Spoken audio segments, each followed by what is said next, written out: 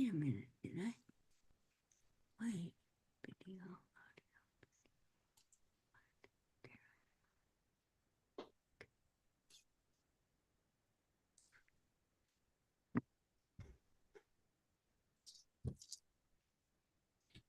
Welcome to Coastside Poetry.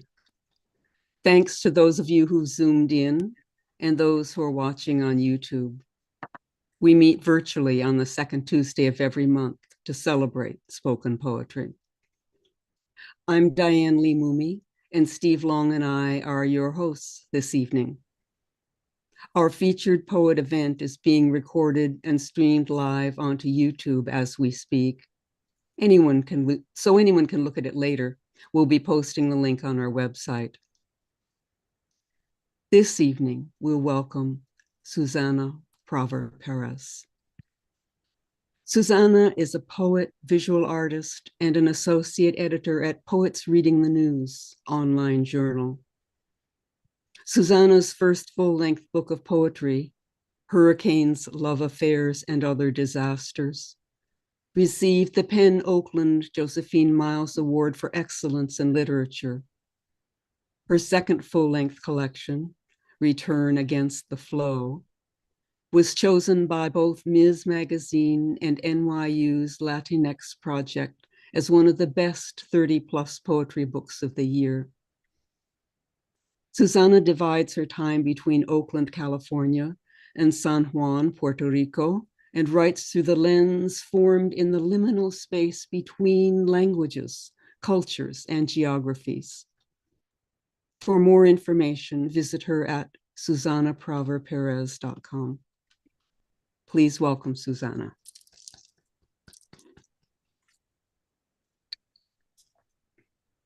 Thank you, Diane. Thank you for the introduction, and thank you to you and Steve and Coastside Poetry for inviting me to feature tonight. It's really lovely to be among so many dedicated poets, and it is a privilege to share my work with you. I'm going to start out, well, actually, I should say that for those of you who have not heard me read before, I often mix English and Spanish together. But if you don't understand Spanish, don't worry, because I use Spanish for two purposes. One is contextual, and two is for the sound work. So if there are words you don't understand, just enjoy the musicality of it, because that's part of the reason it's there. I'm going to start out with some pieces from my newest book, Return Against the Flow. Let's see if you can see this over the, there we go. It was released by Black Lawrence Press in April. And it's dedicated to my late husband, Jose de Jesus Perez, who was born in Aguadilla, Puerto Rico. And the book centers on my experience and relationship to the island, which in recent years has become part-time home for me as well. I'm in Oakland right now, zooming in. The collection's a bit of a memoir in verse, but it also tries to explore Puerto Rican history and current events and the struggles of being the oldest colony in the world. So I'm going to jump in with the opening poem of the book. It's called Beauty. I was born with a birthmark, shaped like Borinquen, a brown island floating on the sea of my belly, a curiosity under my fingertips. My mother always called my birthmark a beauty mark, turned it from stigma to stunning. When I was 10, a doctor convinced my parents this assemblage of melanin could endanger my future. He cut the small map from my body, stitched edges together, indurated, upended, and pink. With time, the scar became smooth as sea glass, soft and pliable, stretching wide as I grew. By the time I turned 22, the scar embodied the shape of Borinquen, suture marks suggesting surrounding islands, Vieques, Culebra, Mona, Palaminos, Icacos, and more. The entire Puerto Rican archipelago etched again in my flesh. And I should mention Borinquen or Borinquen is the indigenous Taino name for the island now known as Puerto Rico. I'm going to jump to the title poem, Return Against the Flow, which deals with a time when I was struggling about making the commitment to be on an island with lots of challenges. An old man with hair dyed black like in better days flashes a toothless smile. He is so proud of his little house for sale, shows me the cramped cocina and soot-filled sala all built with his very own hands. The children he raised have all gone. He sits on his porch alone, watching Puerto Rico pivot on the point of a pin. Where will you go, I ask. Pa fuera, he spouts, away. I have come to find a home of my own, sink deep in this island that feeds my soul. I am a car in the bus lane, driving against the flow on a one-way street. People wave wild arms to stop me. Nena, ¿qué tú haces? What are you doing? They can't fathom why I'd plant feet on cratered streets, untangle myself in an unraveling realm. Their worries and warnings cleave my dreams, leave me questioning. I see fresh green sprouting through cracked concrete. They show me old green mold invading houses. I see red stripes and a single star shimmering in an aqua sky.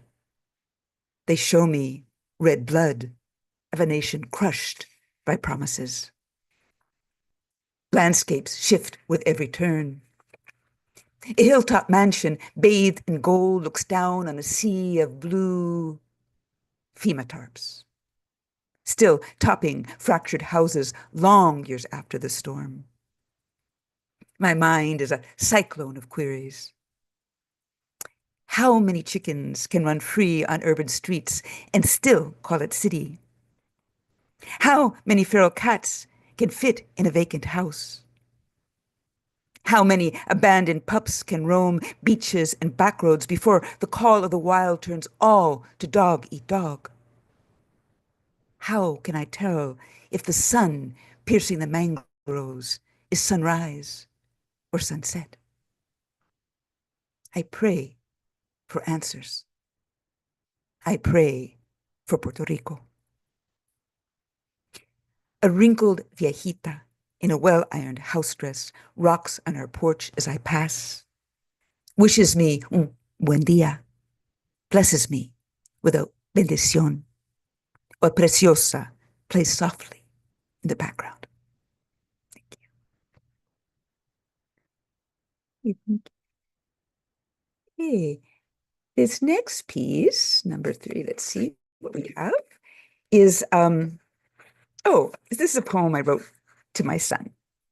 And it's called sancocho. And in Spanish, sancocho is a stew made of lots and lots and lots of ingredients. Sancocho. My son has a name a full hand of fingers long. When the DMV made him fan all his names on a table like a gin rummy flush, he asked, "What were you and Pa thinking?" What we were thinking was to paint the map of your being in such bright letters you would never lose yourself, never lose us, nor your grandparents, tus abuelos, your great-grandparents, tus bisabuelos, as you walk in a world where accent marks are seen as rubble to stumble on, and the roll of an R an aberration. We stamped you with the world of my ancestors, or what we knew of it, after a genocidal war destroyed the shtetls of Europe and yanked those roots from the soil. We gave you my paternal name, which may not really be my father's name or my father's father's name, but a name a clerk at Ellis Island approximated. A name that in Russian may have been Pravda, meaning truth. The truth is hidden in an uprooted name. We hold on tight to our names, always seeking the truth. Y tu papa stamped his name and his roots on you and on me too, embossed an ever-present Perez on birth certificates, marriage licenses, and as you well know, mijo, driver's licenses. Perez is like Smith in the Spanish-speaking world, but instead of the beautiful cascade of syllables it is, Perez is pureed into Perez by English-speaking mouths. Never let them tell you how to say your own name. It is yours. It is yours and Papi's and now mine. It belonged to Abuelo Mateo, who lived in a wooden house with no hot water in Mocha. Y tu bisabuelo, who walked those fertile hills barefoot, cracked soles caked with red soils. Y tus tartarabuelos, whose names were scrawled on the front page of a Bible with a pencil sharpened with a machete. Your roots reach deep and far in a land whose sweetness was sucked by cane fields and colonizers. Roots that spread like woody lianas and flowering vines in a yunque. Roots that flow through the halls of our home, shape glistening sulci in our brains.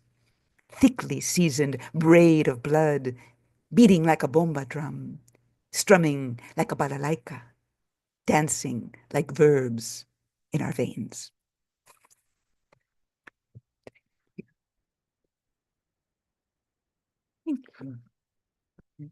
So I'm going to jump to a different temperature now. Many of you will know that in 2017, Puerto Rico was devastated by Hurricane Maria, and things have never been the same. Certain traffic lights that went out 7 years ago still aren't working. The electric comes and goes. And everyone there seems to share a sort of common post-traumatic stress disorder. And this poem, I wrote this poem in observation of that. It's called A Storm Named Maria. Before the rain sliced like knives, she arrived like a thoughtless guest. Too early, before the yuca was boiled and the table set. She shouted her name from the street, up through the second-floor windows, voice like soot streaking drapes. The virtues of her namesake revered in hallowed halls disguised her jagged nails and snake-filled hair. She rumbled in, slung her muddy boots and bloat on sofas, poured herself into bedrooms, bent narratives, stained scrapbooks with mold, became backdrop for family photos, became a measure of time, before and after, antes y después. After the rain hacked like machetes, she flew away, tin roofs tied like wings to her scapulae. She huffed her salty breath, left her name etched on walls and trees like an explosion of graffiti. And now, when a lamppost tilts towards the sea, we whisper her name. When the washer overflows, bringing back those flooded days, we whisper her name. When traffic lights refuse to blink and cars jostle at street corners, we whisper her name. When the electric flickers and dies again and again and again, we whisper her name. Inscribed on 4,000 gravestones, Maria is a mourner's rosary, a nightmare from which we can't wake. Yet, at daybreak, she sips café in our kitchens, scratches at our skin to see what we're made of. We don't know her by Doña or Señora, just her naked given name.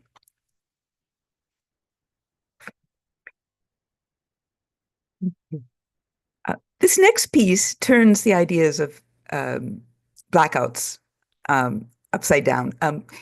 Blackouts are frightening because you feel very vulnerable. You don't know if all your food is going to go. You don't know how long it's going to last, if you will lose your communications. And when I first was starting to live there, and I mentioned to a neighbor that I had been frightened by the blackout the night before, he said, "Why? You have all of us." And it flipped my thinking, and I started to think, well, what do we gain when the lights go out? So this is called apagón or blackout. The glow of my laptop dissolves in a vortex swirl of black and gray. Candle in hand, I wander the night like Diogenes, searching for an honest man.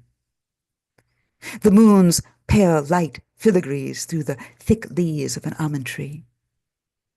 Stars, lanterns, and lightning bugs sparkle like diamonds draped on ebony skin. A string of solar lights flies toward sunrise like a murmuration of nymphs. Sean sparks his generator across the street, small bright island in a sea of ink. Swaying in a hammock on my porch, I blanket myself in the comfort of all these crystallides of light.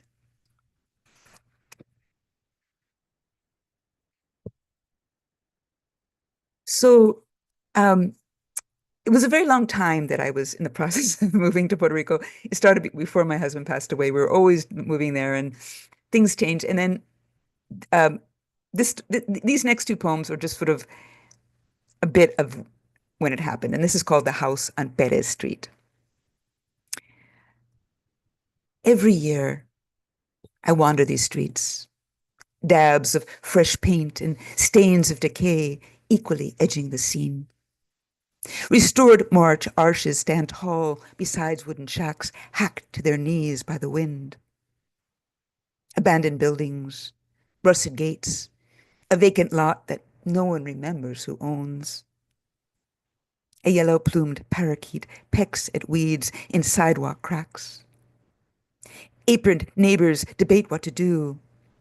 Teledonia in a house dress tucks the bird between her ample breasts. Flame-red flor de maga blooms near blue garbage bins.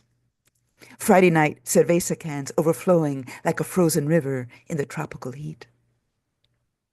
Every year, I wander these streets, looking for an open door, imagining scent of my sautéed cebolla wafting through windows, mingling with machuchal's aromas, asopao in ocean air.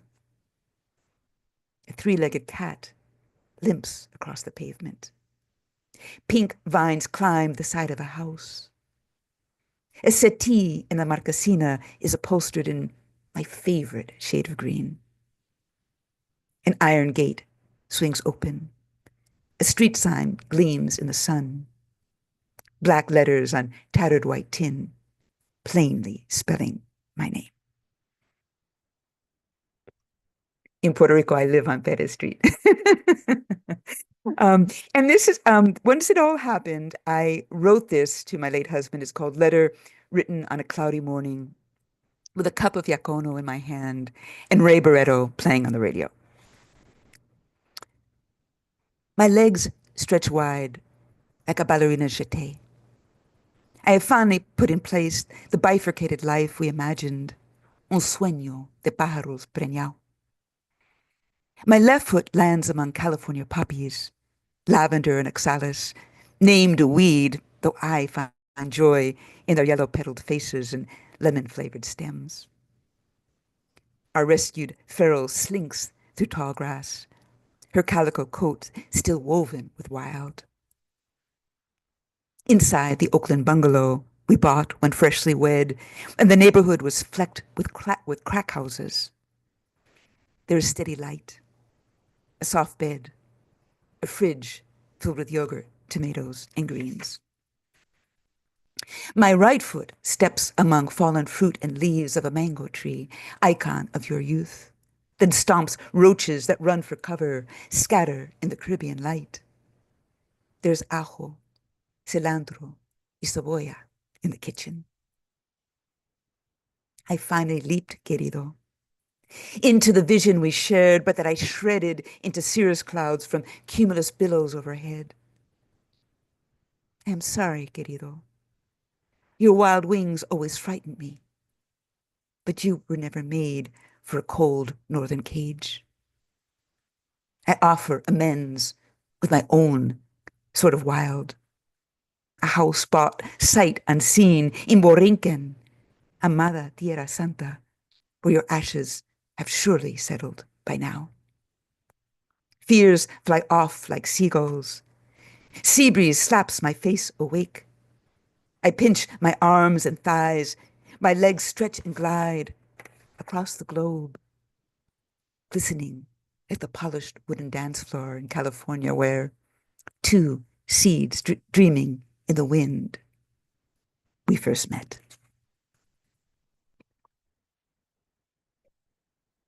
And I'm going to close with a poem, the closing poem of my first book, which, I'm sorry, this virtual background makes it so you can't see anything I hold up.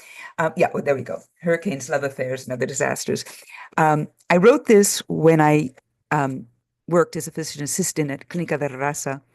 And every day I was driving to work, this poem I was writing in my head, and it took weeks before I ever wrote it down. And it is called Sparks. And it's one of my Oakland poems. Brother poet teaches me how to catch fireflies. Those glimmering sparks that flicker in my mind. He tells me, pull over when a muse trails you in the fast lane. No way you want to mess with a muse.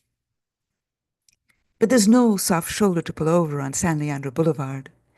Just a high curb holding a river of weeds, graffiti, and makeshift shelters multiplying faster than the thistles and thorns.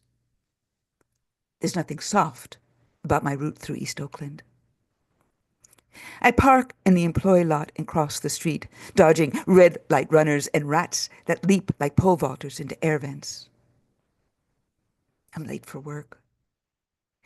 But a muse caught a ride of my tailpipe, held me in her silky hands, pinned my eyelids open wide. My gaze traces the corrugated bark of a palm tree towering over the Fruitvale BART. Not 50 feet away, Oscar Grant got shot. Dead. By a cop who said he confused right from left, but really confused right from wrong as he pulled his gun on a handcuffed man laying face down on the platform. I'm late for work. But palm frond shadows dance on the paved stones, and women who walked all the way from Guatemala rest in the shade wearing hand-woven huipiles and high-heeled shoes from Payless. Girls with black braids skip round the fountain, clap hands in blue water, giggle their delight. I scribble snapshots in my calendar in the leftover corners of days. I might as well be the palm tree, the fountain, the aroma of coffee in the plaza. I'm late for work. But the sun spells summer on my shoulders. Brother Poet's voice is in my ears.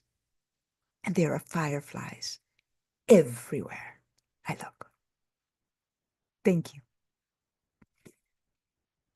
I will put a link to my website in the chat, so if you want to see more of my work or link to my books, you'll find it there. Thank you so much for your attention and your time. Oh, thank you. Thank you so much, Susana. Oh, let's all unmute and make some joyful noise. Wonderful, wonderful. Oh. Absolutely. You closed with Joy fireflies. For Oh. joyful poetry. Yes. Thank you. Incredible. Wow. Yeah, that's great. I love the refrain. I'm late for work. Yes, yes. I read that at my retirement party. I figured now they can't fire me. I think what I loved most was the musicality of switching the language. Yeah, you Yeah. did it really skillfully. I think even for someone who doesn't speak Spanish, you almost always translate it in context, but it was not done in an obvious or heavy-handed way. It was really beautifully done. Yeah, yeah. Love the Yeah. melange of imagery, the birds singing. You gave us such an evocative feel of the place. It was amazing. And I love the poem Maria and how her name was naked. That was just so beautiful.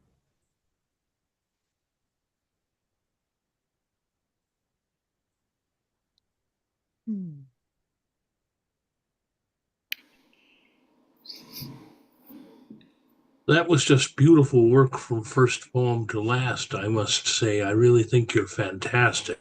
Oh, thank you. And I could listen another hour. Oh, yeah, Too that You got short. another hour?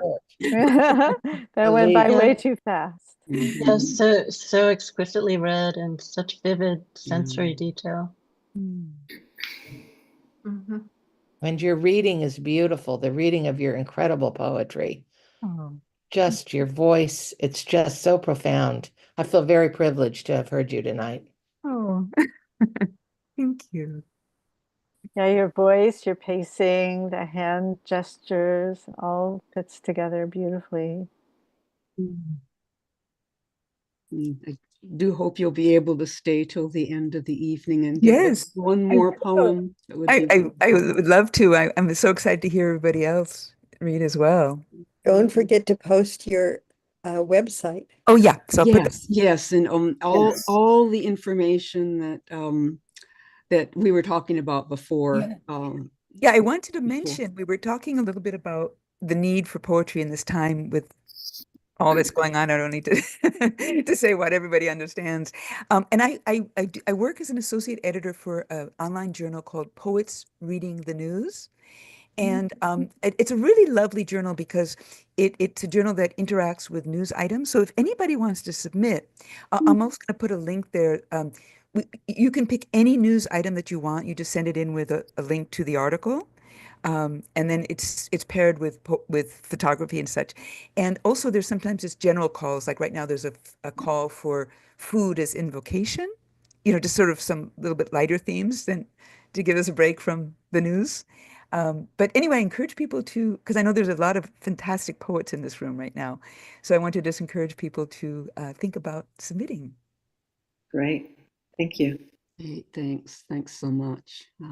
Yeah, I also wanted to say that I found your poetry absolutely captivating, from wonderful delivery, but of excellent poetry. Your poems were full of images that were delivered in sounds that were really attuned to those images. So it was a complete presentation, and I thank you. It was lovely. It was a pleasure watching you as well as listening to you. You had such exuberance and such a lovely smile and expressions, and you just seemed joyous as you read your poetry. And it was a pleasure listening to it and watching. I've never been to Puerto Rico, but you make me want to buy a ticket today. I mean, it's just so lush. It's all there. So I think I'll add it to the bucket list.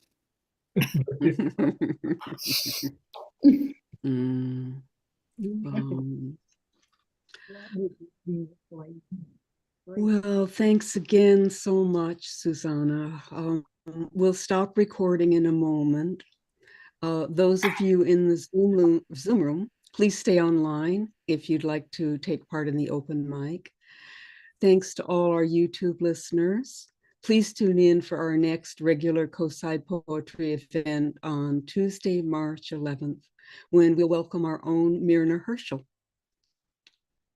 Thank you again for being with us and for helping to keep the lamps of poetry burning.